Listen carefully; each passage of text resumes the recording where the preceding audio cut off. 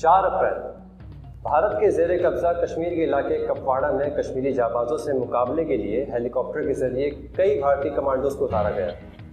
लेकिन अब इस तस्वीर को इन भारतीय कमांडोज का आखिरी दीदार करार दिया जा रहा है, क्योंकि भारतीय कमांडोज के इस स्क्वाड के साथ कश्मीरी जाबाजों ने वही किया जो उन्होंने करना था। कश्मीरी मुजाहिदीन के साथ इस मार्के में 15 भारतीय फोर्सेस के कमांडोज मारे गए। मकबूजा कश्मीर जिला कपवाड़ा में कश्मीर मुजाहिदीन के हाथों भारतीय फौज का शदीद जानी नुकसान हुआ।